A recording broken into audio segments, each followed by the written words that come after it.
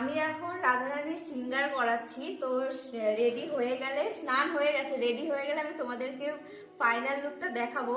আর আমাদের বাড়িতে কারা কারা এসছে জানো? রাধারানী আর রাধামোহনের দেখো সব বন্ধুরা এসছে। দেখো দেখো বন্ধুরা সব হেসে তাকিয়ে আছে, সাজানো দেখছে।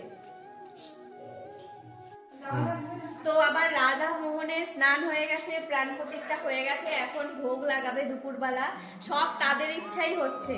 ইচ্ছা ছিল ছোট করে করবো, যেহেতু বৃন্দাবন থেকে এসছি, অনেকটা শরীরটা উইক ছিল, ভাবছি ছোট করে করবো, কিন্তু না, তাদের ইচ্ছা ছিল বড় সড়ো করে হচ্ছে, ভালোভাবেই হচ্ছে। সব তাদের ইচ্ছা, সব তারাই অ্যারেঞ্জ করেছে সব। তো দেখো আমার রাধা রানী আর মোহনকে কতটা সুন্দর লাগছে। আর আমি এই যে মালা বানিয়ে নিয়ে এসেছি, দেখো এই যে এই মালাগুলো এখন পরাবো। তো আমি এখন মোহনকে আগে মালাটা পরিয়ে দিই। মুকুটটা খুলতে হবে, মুকুটটা খুলে পরাতে হবে।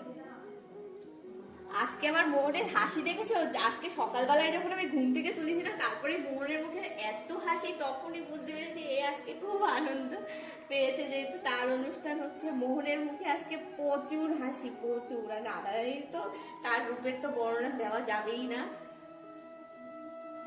তো আমি আমার রাধাকে পরিয়ে দিচ্ছি মালাটা। দেখো কত সুন্দর লাগছে মালাটা পরার পর।